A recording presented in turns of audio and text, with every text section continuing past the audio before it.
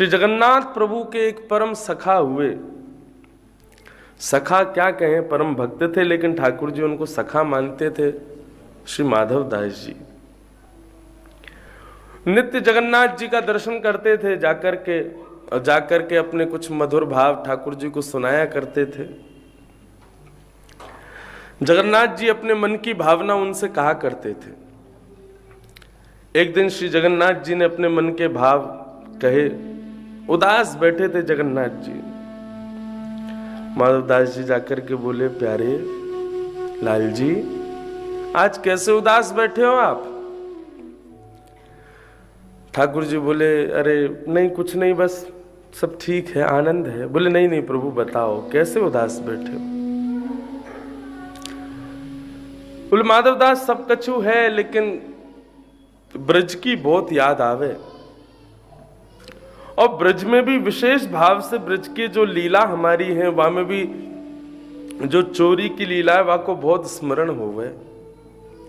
अब यहाँ जगन्नाथपुरी में इतने सुंदर भव्य मंदिर में विराज रहे हैं, ऐसा सुंदर ये जगन्नाथपुरी धाम है, लेकिन यहाँ चोरी को सुख हमें कैसे मिले? माधवदास जी बोले, अब चोरी करके क्या खाओगे प्रभु? आप जगतनाथ हो, जग के लोग आपके सामने हाथ फैलाते हैं, आप सबकी झोली भरते हो, और आप ही चोरी करने की इच्छा रखोगे तो फिर कैसे काम चलेगा? ठाकुर जी बोले, नहीं हमको बहुत इच्छा हो रही है चोरी करने की। माधवदास जी बोले, तो फिर क्या चोरी करोगे? तो बोले, हमारा ये सेवक है ना राजा यहाँ का, इस राजा का बहुत बड़ा बगीचा है, उस बगीचे में विविध विविध प्रकार के फल लगे। हमने नेत्र बंद करके देखा कि वहां पे कटहल का भी वृक्ष है, वहां कटहल लगी हुई है। और ये राजा इतना ज्यादा चतुर है, इतना ज्यादा कंजूस है, कटहल नहीं बेचता हमारे लिए। तो इच्छा हो रही है कि इसके बगीचे में जाके कटहल चुरा लें। माधवदास जी बोले, तो फिर आपके लिए तो फिर क्या ही असंभव है, कर लो आप। बोले नहीं नहीं, ऐसे आनंद नहीं आता, ऐसे सुख नहीं, ऐसे चुराना होता तो हम सब कुछ चुरा ले। ब्रज का सा सुख नहीं है। तो माधवदास जी बोले, ब्रज में क्या है ऐसा जो यहां नहीं है? बोले, ब्रज में सखा है, यहां सखा नहीं है। माधवदास जी बोले, अब सखा कहां से लाएं? आपके बगल में बैठे हैं बलभद्र जी सुभद्रा जी, इनको ले जाओ। बोले, इनको तो पता भी नहीं चलनी चाहिए, बस हम अकेले ही जाएंगे। हम ब्रज में इनके संग नहीं गए, यहां कैसे चले जाएंगे?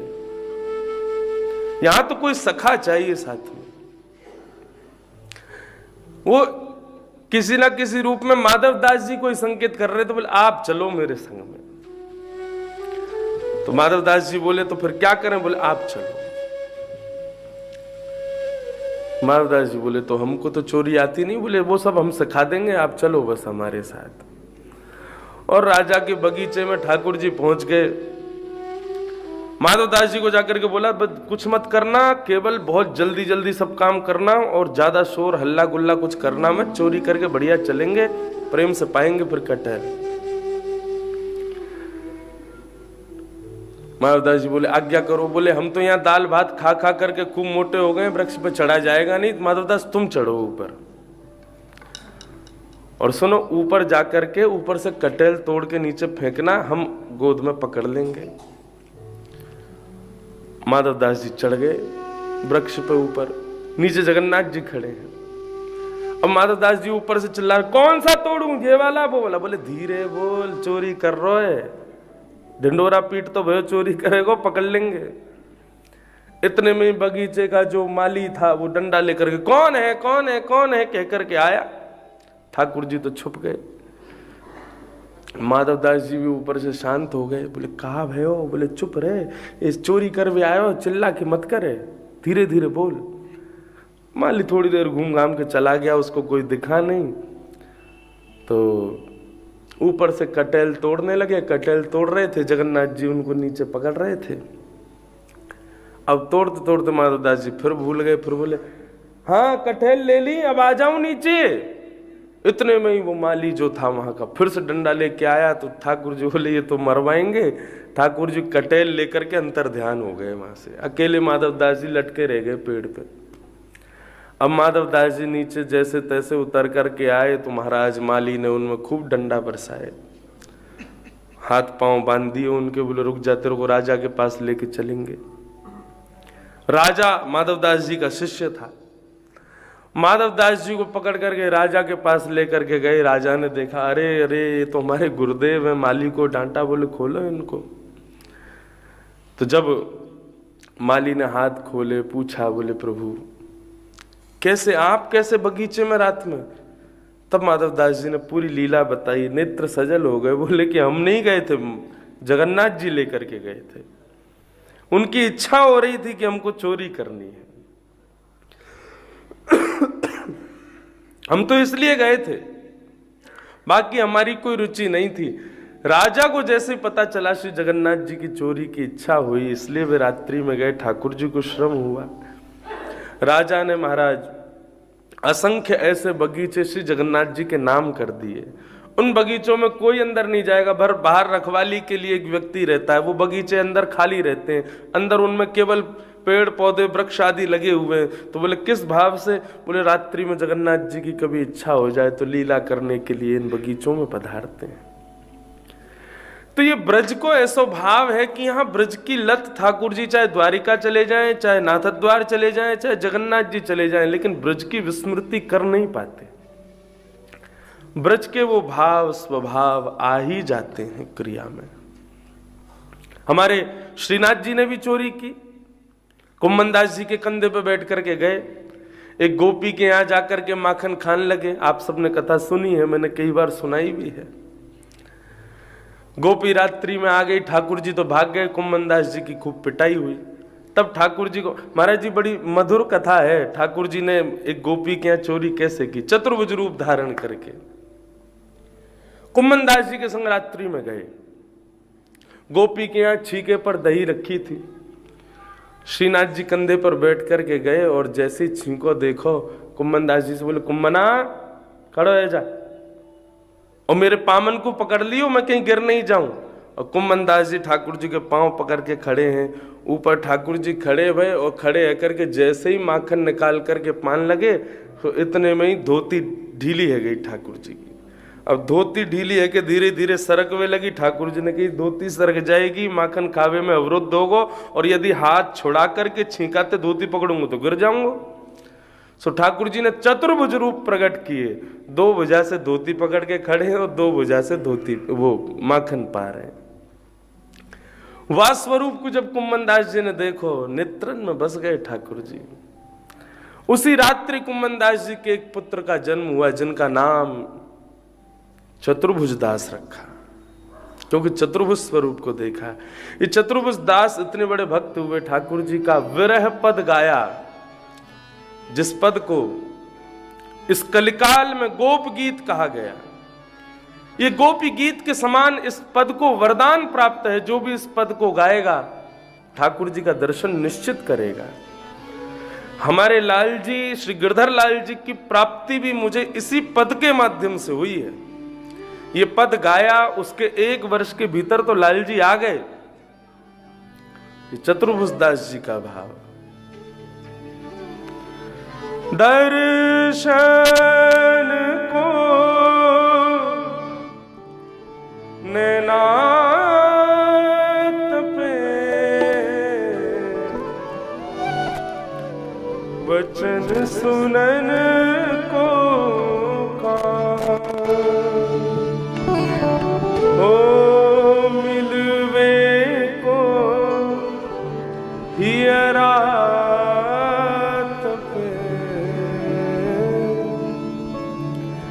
हिय के जीवन प्राण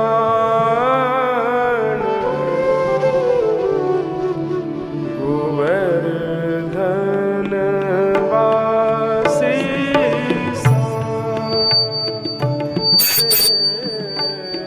गोवर्धन वासी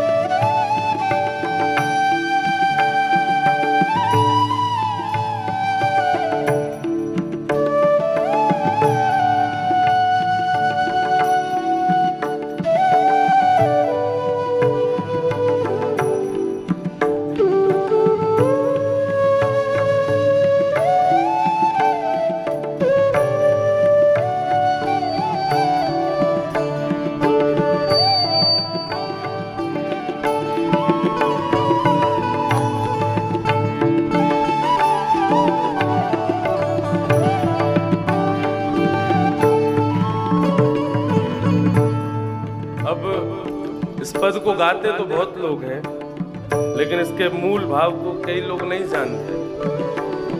अब जो पहला अंतरा है, बंक चितय मुस्काए के सुंदर बदन दिखा। बंक कहते हैं टेढ़ी, बंक चितय मुस्काए के, बोले टेढ़ी मुस्कान। केवल ये जब हंसते हैं तो दोनों चीज ऊपर नहीं जाए, केवल एक साइड के ऊपर जाओ, दूसरी साइड के ऊपर ना जाओ। बंक चितय मुस्कान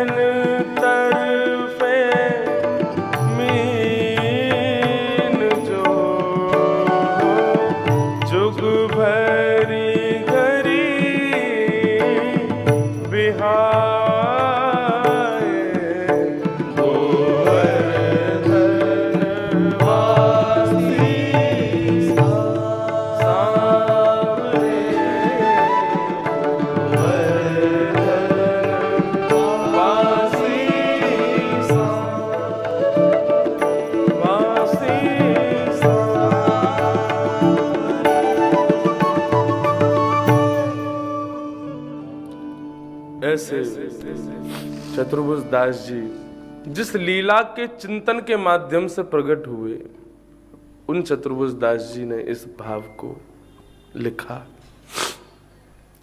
तो ठाकुर जी को अपनी मधुर बाल लीला अति प्रिय है, और अब वो लीला श्री गिरधर लाल जी की प्रारंभ हुई है।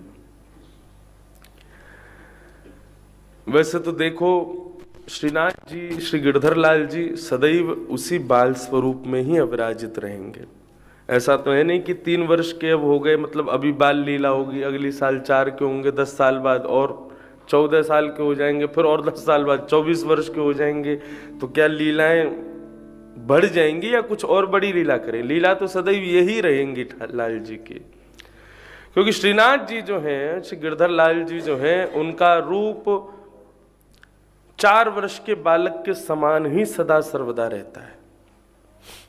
वो उसी रूप में ही प्रतिष्ठित और उसी रूप में ही तिष्ठित हो जाते हैं। तो ऐसे लाल जी की मधुर लीला का हम लोग सब दर्शन कर ही रहे हैं, अनुभव करते ही हैं। कथाक्रम में थोड़ा आगे चलें। कथाक्रम अभी बड़े धीमी गति से चल रहा है और खूब आनंद के साथ में चल रहा है। कथा तो सब जगह होती है, लेकिन यहाँ तो ये उत्सव है ना, तो उत्सव के भाव से तो यहाँ पर जितने भी श्रीमद् भागवत के पात्र आदि हैं, वे भी सब कहते हैं कि हम पर ही कथा रुक जाए ताकि आज के उत्सव में हम भी सम्मिलित हो जाएं। यदि आप हमको कह के आगे निकल जाओगे तो आगे वालों को मौका मिल जाएगा, हम रह जाएंगे। इसलिए कथा उन्हीं उत्सवों तक, उन्हीं क्रमों तक चलती है जिन क्रम के पात्रों को उत्सव में आना हूं कि जीवन संगी अनुकूल मिले, ये भगवान की कृपा है। लेकिन जीवन संगी प्रतिकूल मिले, अनुकूल ना हो, तो भगवान की बहुत बड़ी कृपा है। अनुकूल मतलब कृपा और प्रतिकूल मतलब अति कृपा। क्योंकि यदि अनुकूल मिली या अनुकूल मिला तो उसके संग रह करके भगवत भक्ति करोगे, लेकिन अनुकूल होगी तो कभी कभी मन ठाकुर जी में से हट करके उसके प्रति भी जा सकता है। पुत्र यदि अनुकूल है, पुत्री यदि अनुकूल है, पत्नी यदि अनुकूल है, व्यवस्थाएं सब अनुकूल हैं, तो अनुकूल व्यवस्थाओं में भगवत भजन कम होता है। उन्हीं की ताली बजी है जिनके संग अनुकूलता हुई नहीं है। कथा के मध्य में श्रोताओं को बोलना नहीं चाहिए, केवल सुनिए। और शाम को उत्सव में भी ऐसा अनुचित कोई व्यवहार नहीं करना चाहिए जिससे लाल जी को डर लगे। कई श्रोता ऐसे ऐसे हरकत भी कर जाते हैं कि लाल जी कहीं डर नहीं जाए, कपाट बंद कर देंगे अपने। बोले बाबा भी आ गए तो ठाकुर जी को यशोदा मैया लेके नहीं गई, बोले बाबा डर जाएगो। तो अनुचित व्यवहार रखें, अनुचित व्यवहार ना करें लाल जी के सन्मुख। प्रेम से सुनो, अनुकूलता यदि प्राप्त है तो ठाकुर जी की कृपा है, लेकिन अनुकूलता ठाकुर जी किसी को यदि देते हैं तो एक प्रकार से ठाकुर जी स्वयं से उसको दूर कर देते हैं। क्योंकि संसार में अनुकूलताएं प्राप्त उसी को होती हैं जो संसार के लिए बना है, और संसार में प्रतिकूलताएं उसके लिए होती हैं जिसके लिए संसार है ही नहीं। गृहस्थाश्रम में आप प्रवेश कर गए लेकिन कुछ भी अनुकूल नहीं है, आप जो चाहते हैं वो नहीं हो रहा। क्योंकि अधिकतर लोगों का ये प्रश्न होता है, हम जो चाहते हैं महाराज जी वो हमको प्राप्त नहीं होता, ये संसार ऐसा क्यों है, हमारे साथ कोई अच्छा व्यवहार क्यों नहीं करता, सब स्वार्थी क्यों है। यदि ऐसी स्थिति तुम्हारी है ना तो तुम ये सोच लो कि तुम संसार के लिए हो ही नहीं। संसार के लिए होते तो सब तुम्हारे अनुकूल होता। यदि भगवान ने सब प्रतिकूल तुम्हारे लिए रखा है तो तुम निश्चित ही मीराबाई के समान हो, तुम निश्चित ही सूरदास के समान हो। क्योंकि सूरदास, मीराबाई, तुलसीदास, कुंभनदास, रैदास, इनके लिए संसार अनुकूल कभी था ही नहीं। रैदास जी को छोटे से लाल जी प्राप्त हो गए स्नान करते हुए, भले ही चाम्रकार व्यवस्थाएं थी, रैदास जी को ज्यादा श्रेष्ठ नहीं माना जाता था। लेकिन अब ठाकुर जी किसी को प्राप्त हो जाए, इसमें वो ठाकुर जी ये तो नहीं देखते ना कि कौन सी जाति का है, कौन सी प्रजाति का है, कौन से धर्म का है, कौन से युग उसका है। श्री जगन्नाथ भगवान के आप विश्वास माने, असंख्य मुस्लिम भक्त हैं श्री जगन्नाथ जी के, इसीलिए ठाकुर जी पतित पावन बनकर के बाहर बैठे हैं, क्योंकि सबको भीतर प्रवेश नहीं है।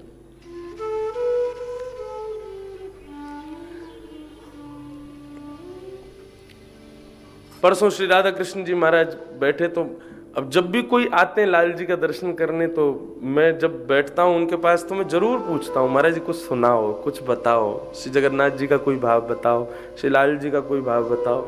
मेरी संसारी बात करने में ज्यादा रुचि होती नहीं। उन्होंने एक बहुत अच्छी बात बताई, बोले कि एक मंदिर के अधिकारी थे, पुजारी थे, तो जब मंदिर से उनका रिटायरमेंट हो गया श्री जगन्नाथ मंदिर से, तब उन्होंने एक किताब लिखी, और उस किताब में एक उन्होंने संदर्भ लिखा कि शाम को जब भी जगन्नाथ जी को शयन करा करके वो मंदिर से बाहर आते थे तो एक माता मंदिर के बाहर बहुत सुव्यवस्थित रूप से खड़ी रहती थी, और वो अधिकारी जी जब मंदिर बंद करके अपने घर की ओर जाते थे तो वो अधिकारी जी से कहती थी, आज जगन्नाथ जी ने ऐसी माला धारण की ना, आज जगन्नाथ जी ने ऐसे कलर का कंबल ओढ़ा है ना, आज श्री जगन्नाथ जी ने ऐसा वस्त्र पहना है ना। वो पूछती नहीं थी, बताती थी, और उनकी हाँ ना सुनती थी केवल। अधिकारी जी कभी कभी चिढ़ जाते थे, बोले तू क्या, तेरा मतलब क्या है, तुम चली जाओ ना, जाके दर्शन कर लो खुद ही। बोले मैं जा नहीं सकती अंदर, मुझे अधिकार नहीं अंदर जाने का। लेकिन वो नित्य पूछती और कहती, आज जगन्नाथ जी ने अधर चुंबित माला, एक श्री जगन्नाथ जी की अत्यंत प्रिय एक स्वरूप है, वो अधर के पास अधर को चुम्बन करती हुई एक माला धारण करते हैं, वो बिल्कुल अधर के पास से धारण करते हैं। आज ठाकुर जी ने अधर चुंबित माला में तुलसी जी को स्वीकार किया ना, रोज ऐसी बातें करती थी। अधिकारी जी कभी कभी परेशान हो जाते थे, कभी कभी खड़े होकर के उसके हाँ ना सब करते थे। एक दिन जैसी मंदिर के बाहर आए तो सामने वो मैया खड़ी नहीं थी, तो अधिकारी जी को थोड़ा सा अटपटा लगा, बोले आज वो मां आई क्यों नहीं। तभी उनको एक नील वर्ण की ज्योति दिखाई दी, और उस ज्योति को देख करके ऐसा आकर्षण हुआ कि उस ज्योति के पीछे पीछे वो अधिकारी जी जाने लगे। तो थोड़ी दूर मंदिर के पास कहीं एक पोखर तालाब के बीच से होकर के वो ज्योति एक घर में जाकर के प्रविष्ट हो गई। उस घर में जाकर के जब अधिकारी जी ने अंदर प्रवेश किया, अंदर जाकर के देखा तो वो मैया ध्यानस्थ बैठी हुई है और उस मैया के ऊपर ऐसे अलमारी जैसी थी, उस अलमारी में श्री जगन्नाथ जी का स्वरूप विराजमान है। अधिकारी जी ने जब जगन्नाथ जी को देखा तो वो छोटे से जगन्नाथ जी में बिल्कुल वैसी आभा प्रभा थी जैसे मूल जगन्नाथ जी में है। उसको देख करके वो आश्चर्यचकित हो गए। तभी पीछे मुड़ करके देखा तो एक व्यक्ति वहीं खड़ा था। उसके लंबी दाढ़ी थी, मूछें नहीं थी। अधिकारी जी ने कहा, भाई तुम कौन? बोले कि मैं इसी घर में रहता हूं। बोले ये कौन है? बोले मेरी पत्नी। देख करके समझ गए ये हिंदू तो नहीं है। तब उन्होंने पूरा वृत्तांत बताया। बोले कि रोज वहां आती है, ऐसा ऐसा करती है। तब उन्होंने कहा हम दोनों मुस्लिम हैं, लेकिन श्री जगन्नाथ जी की हम पर परम कृपा है। हम इस कारण कभी अंदर नहीं जा सकते। हम जगन्नाथपुरी में रहते हुए भी अपने नाथ को कभी देख नहीं सकते, लेकिन इंतजार करते हैं जब श्री जगन्नाथ जी रथ पर बैठ कर के आते हैं तो हम दोनों अपने घर की छत पर से ही दंडवत प्रणाम करते हुए नाथ को अपना लेते हैं, स्वीकार करते हैं, प्रणाम करते हैं। अधिकारी जी ने आज उनको कहा कि तुम जगन्नाथ जी को स्वीकार नहीं करते। आज मैंने एक नील ज्योति को तुम्हारे घर में जाते हुए देखा। ये सामने जो तुम्हारे बैठे हैं ये साधारण कोई ठाकुर जी की प्रतिमा नहीं है, साक्षात जगन्नाथ जी तुम्हारे घर में बैठे हैं। मैं इनको प्रणाम करता हूं। ठाकुर जी ये नहीं देखते कि मेरा भक्त कौन है। यदि ये विचार करते तो कभी गजेंद्र पर कृपा नहीं की होती ठाकुर जी ने। यदि ये विचार करते ठाकुर जी तो कभी उस राक्षस के पुत्र प्रहलाद पर कृपा नहीं करते ठाकुर जी। केवल ब्राह्मण ही सर्वस्व है ऐसा नहीं है, ब्राह्मण श्रेष्ठ हैं, लेकिन सर्वस्व तो ठाकुर जी के भक्त हैं, चाहे वो कोई भी हो। भक्त मेरे मुकुटमणि। श्री जगन्नाथ जी के ऐसे अनंत भक्त हुए जिनके लिए ठाकुर जी पतित पावन बन करके बाहर विराज रहे हैं। हमारे यहाँ एक बालक रहते हैं, वो जीयर स्वामी मठ से ही यहाँ पर रहते हैं, अभिषेक नाम है उनका। नित्य का नियम है रोज श्री पतित पावन भगवान का दर्शन जरूर करेगा। वो चाहे जगन्नाथ जी को प्रणाम हो नहीं हो, बोले कि जगन्नाथ जी तो फिर भी गिने चुनों पे कृपा करते हैं, लेकिन ये पतित पावन भगवान तो सब पे कृपा करते हैं। अरे कहां तक कहें, पतित पावन भगवान को लोग भोग भी बाहर से ऐसे दिखा देते हैं तो वो वहीं से स्वीकार कर लेते हैं। ऐसे श्री जगन्नाथ। तो बंधुओं, यदि संसार तुमको प्रतिकूल लगता है तो इस बात को सोच करके प्रसन्न हो जाना कि संसार मेरे लिए है ही नहीं। यदि संसार मेरे लिए अनुकूल होता तो तुमको ठाकुर जी ने संसार के लिए बनाया है, लेकिन संसार यदि प्रतिकूल है तो प्रसन्न रहो ना, संसार तुम्हारे लिए है ही नहीं।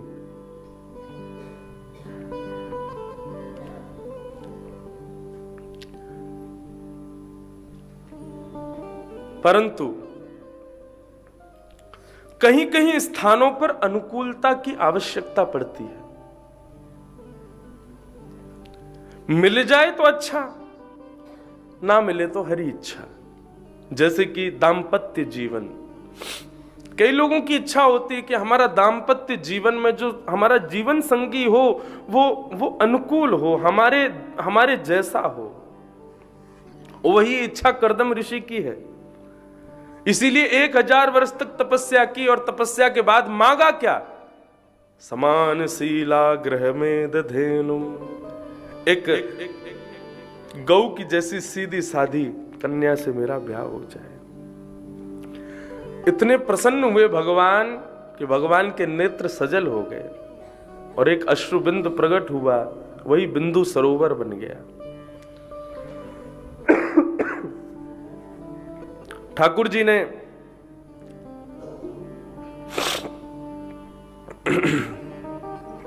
कर्दम ऋषि को कहा कि हम तुमसे बहुत प्रसन्न हैं, तुमने वो मांगा है जिसको सुनकर के मुझे बड़ी प्रसन्नता है, क्योंकि तुम अनुकूल पत्नी इसलिए नहीं मांग रहे कि तुम्हारा जीवन अच्छा हो जाए, तुम्हारा गृहस्थ धर्म अच्छा हो, तुम अनुकूल पत्नी इसलिए मांग रहे हो क्योंकि तुम भी वैष्णव भक्त हो, वो भी वैष्णव भक्त होगी, दोनों मिलकर के भजन करोगे, कीर्तन करोगे, सुंदर सुंदर भक्त बालकों को जन्म दोगे, इसलिए तुम एक वैष्णव कन्या की, एक भक्त हृदय कन्या की कामना कर रहे हो।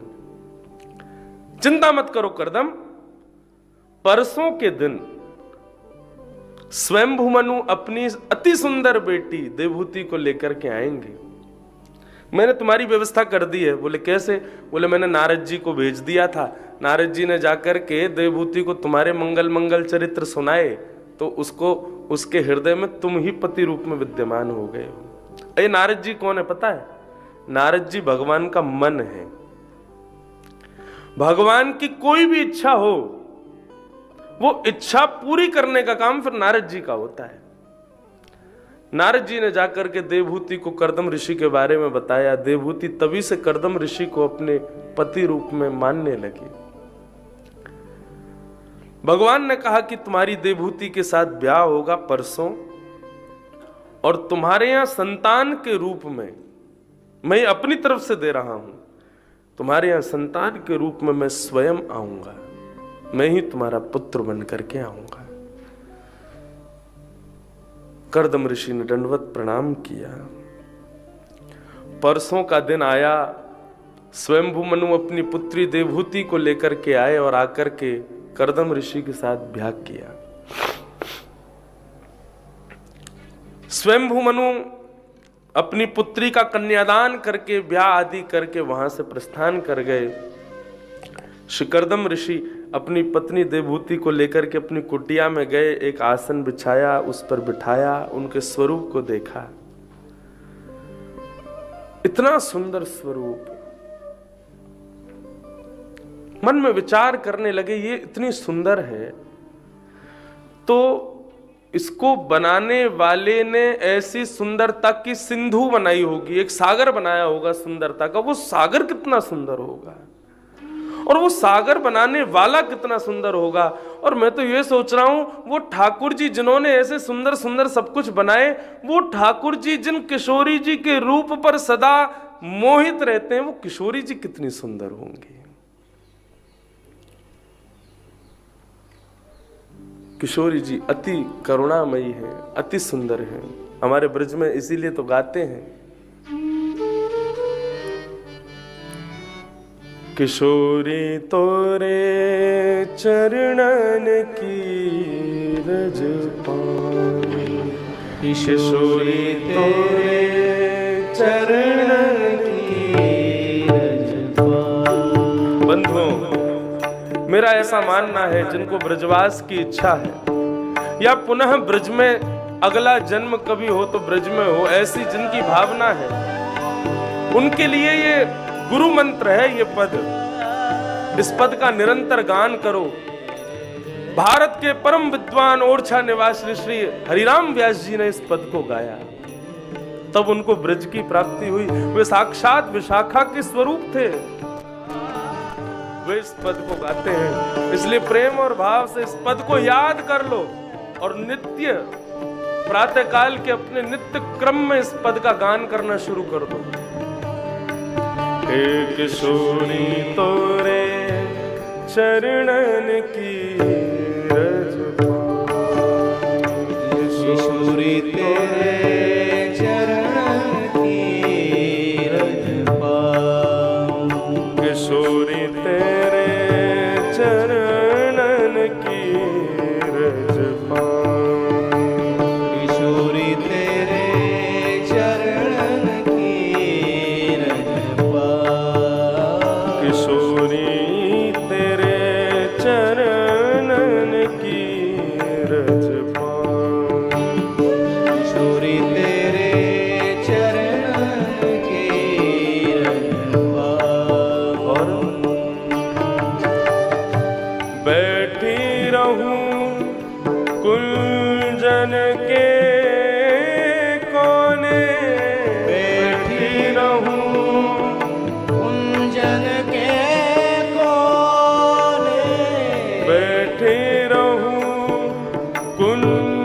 के कोने बैठी रहूं, कुंजन के कोने श्याम राधिका गाऊं। ओ श्याम राधिका गाऊं। मैं श्याम राधिका गाऊं। ओ श्याम राधिका गाऊं। किशोरी रे चरणन की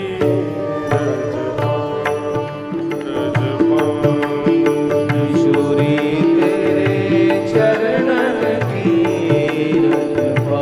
चरणन की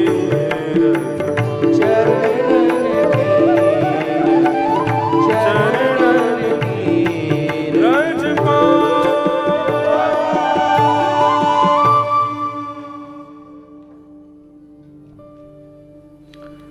स्वामिनी की छवि निरखूं, विमल विमल यश गाऊं। श्री हरिराम व्यास जी कह रहे हैं। तो बंधुओं, श्री कर्दम ऋषि की अनंत वर्षों की समाधि लग गई अपनी पत्नी को देख करके। तो मन में भाव आया कि एक साधारण देव कन्या को देख करके इतने वर्षों की समाधि लग जाना, इसके प्रति कोई दुर्भाव मत रखो कि कर्दम ऋषि के मनोभाव कुछ विचित्र थे या कर्दम ऋषि के मन का भाव कोई अलग था, ऐसा नहीं। इसके प्रति सद्भाव ही रखो कि कर्दम ऋषि ने इतने वर्षों की समाधि शायद इसलिए लगाई होगी। मुझे तो ऐसा ही लगता है कि वे सोच रहे होंगे ये इतनी सुंदर है, उसको बनाने वाले ठाकुर जी कितने सुंदर होंगे। और वो ठाकुर जी इतने सुंदर ठाकुर जी, जिन किशोरी जी के मुखमंडल को देखते हैं तो अपनी पलकों को पकड़ लेते हैं कहीं झपक ना जाए। इतनी सुंदर किशोरी जी कितनी सुंदर होंगी, इसी विचार में उनके समाधिस्थ हो गए होंगे।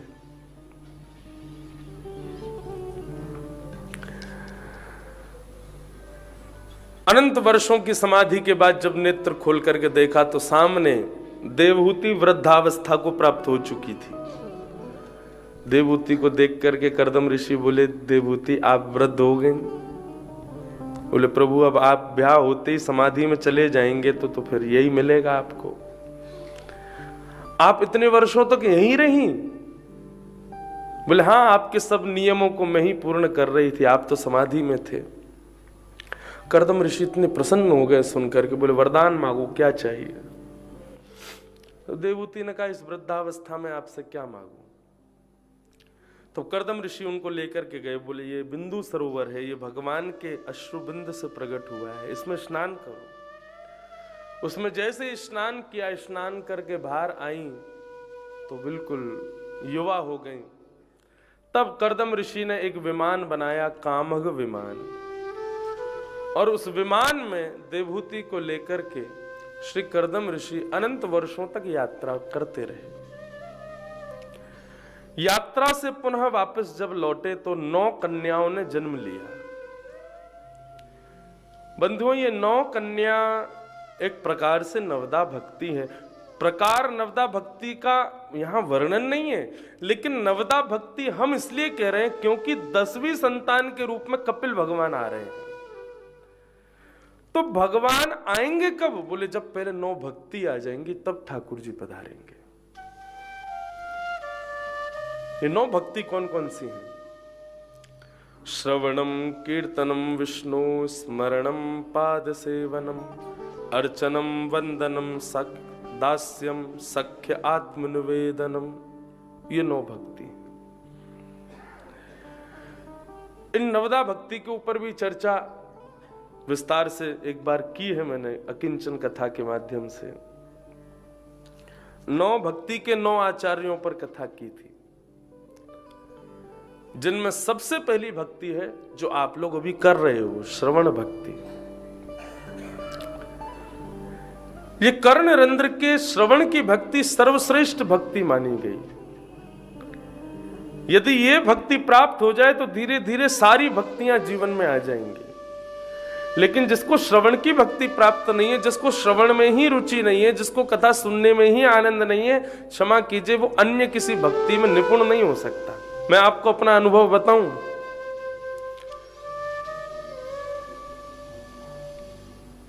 मुझसे जो सर्कल बनाते हैं ना, वो भी बिल्कुल स्पष्ट नहीं बनेगा। सीधा लाइन खिंचवाते हैं कॉपी में, वो भी अच्छी नहीं आएगी। और लिखवाओगे तो इतनी ऐसी राइटिंग है, ऐसा लगेगा कोई डॉक्टर ने लिखा है क्या है। डॉक्टर लोगों की राइटिंग, वैसे बुद्धिमान लोगों की राइटिंग ऐसी होती है, कोई पढ़ ही नहीं सकता। डॉक्टर पैरासीटामोल भी लिखता है तो पढ़ ही नहीं सकते, और मेडिकल का स्टोर वाला कोई हो, उसको किसी को दिखा दो वो समझ जाता कौन सा है, क्या लिखा है। बहुत अच्छा डॉक्टरों की। तो मेरी राइटिंग भी इतनी बढ़िया नहीं है, तो इसका मतलब यह है कि कला से तो मैं दूर दूर तक मेरा कोई संबंध नहीं। लेकिन ये लीला नहीं है ठाकुर जी की, तो नहीं, क्या है बताओ। ऐसे इतने छोटे से लाल जी, बड़े ठाकुर जी का श्रृंगार बहुत सहज होता है, क्योंकि उनके श्रृंगार में हाथों का प्रयोग होता है। लेकिन जब लाल जी इतने से हो, ये तो फिर भी बड़ा है, इतने से है लाल जी, और लाल जी जब इतने से हो तो उंगलियों से श्रृंगार होता है, ये 2 उंगलियों से। इन 2 ये 4, ये अंगूठा, ये उंगली के अलावा दूसरी कोई चीज कभी ठाकुर जी के प्रयोग में आती नहीं मेरी, इसी से ही श्रृंगार होता है। और फिर भी बिल्कुल आप कभी गौर से देखें ठाकुर जी को तो एक एक चीज बिल्कुल स्पष्ट आ जाएगी। सारी मालाएं, कानों के कुंडल, आंखों के, बिल्कुल वो पूरा। एक भैया है कुंवर भैया, जो उपस्थिति में थोड़ा वो श्रृंगार कर देते हैं। ठाकुर जी का साज क्या बनेगा, ठाकुर जी का ये, वो सब उन्हीं की बुद्धि रहती है। लेकिन वो भी सुबह सुबह आएंगे या कभी श्रृंगार होगा, महाराज जी, मैंने हाँ लाल जी को थोड़ा आप सब व्यवस्थित कर दो, क्योंकि मुख्य मुख्य जो चीज है ठाकुर जी की, वो किसी के हाथों से आएगी ही नहीं उनकी। जैसे अब नेत्र धारण, अलंकार धारण करते हैं ठाकुर जी, यदि अलंकार नासिका के बीच से जरा भी इधर उधर हो जाए तो ठाकुर जी का रूप ही बदल जाएगा। आप कभी राधा रमन जी में ये चीज अनुभव कीजिएगा, हर गुसाई की सेवा में ठाकुर जी अलग होते हैं। क्यों? क्योंकि सेवक इतने सारे हैं तो सब नेत्र एक जैसे नहीं धराते। कोई ठाकुर जी के नेत्र को अगर नासिका से जरा सा भी दूर कर दे तो ठाकुर जी का मुखमंडल बड़ा हो जाता है, जरा सा नीचा कर दे तो ठाकुर जी का मुखमंडल थोड़ा गोल हो जाता है, जरा सा ऊपर कर दे तो ऐसा लगता है जैसे जगन्नाथ भगवान आ गए हो, ये बड़े बड़े नेत्र खोल के देख रहे हैं। तो ये सब ठाकुर जी की अपनी सेवा, वो जैसा जिससे करामे। एक बार मैं कहीं गया था कथा के लिए, तो हमारे यहाँ एक पंडित जी थे, लाल जी को ले जा नहीं सकता था, नहीं तो उनको बहुत श्रम हो जाता है। एक पंडित जी, उन्होंने कभी सेवा की नहीं, लेकिन फिर भी मैंने उनको हाथ पकड़ के बिठाया, मैंने कि थोड़ी सी बस एक दिन सेवा कर दो आप ठाकुर जी। बोले आप बता जाओ। मैंने उनको सब बताया, मैंने ऐसे करना, ये करना, मैंने ठाकुर जी के अलंकार मत छूना, और ठाकुर जी का माथे का तिलक मत छूना, और ये थोड़ी का हीरा मत छूना, बाकी सब ऐसे करके धरा देना। अब गलती उनसे ये हो गई कि वो थोड़ी सी उंगली लगी तो अलंकार जो ठाकुर जी का निकल गया। अब जब उन्होंने धराया हमारे लाल जी को अलंकार, तो ये वाला अलंकार यहां धरा दिया, ये वाला यहां धरा दिया, ठाकुर जी ऐसे देखें दोनों तरफ। अब जब मैंने आके लाल जी को देखा तो जो कटाक्ष थे ना ठाकुर जी को, कटाक्ष बीच में थे, और ठाकुर जी ऐसे बिल्कुल जैसे कोई कोई जोर से घुमा दे, चक्कर आ जाते ना, आंख घूम जाती है, ऐसे लाल जी हो गए।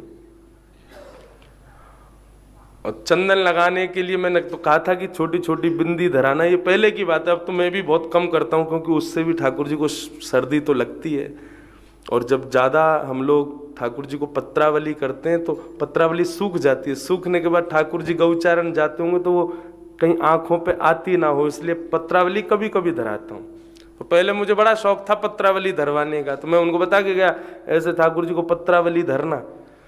तो अब एक पत्रावली क्या, उन्होंने पूरा ऐसे चंदन लगा दिया, लाल जी ऐसे लग रहे थे तटीय स्थान से दीक्षा लेके आए हो,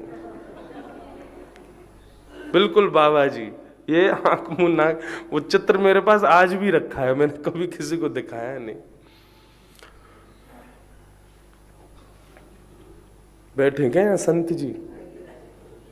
कहाँ है? अरे वो बैठे मुफलर पहन के, यही महात्मा थे। बहुत विद्वान है, परम विद्वान है, बोलते भी बहुत कम है, गाते भी बहुत मधुर है, लेकिन ठाकुर जी की सेवा ऐसे करते हैं जैसे कोई तटीय स्थान के महात्मा बना देते हैं उनको। हमारे लाल जी को ज्यादा लोग स्पर्श भी नहीं करते, 2-3 ने ही किया है बस। थोड़ा मातृ भाव रखना पड़ता है लाल जी के प्रति कि भाई सब लोग नहीं छूमे लाल जी को, दूर से दर्शन करें, दूर से निहार लो। तो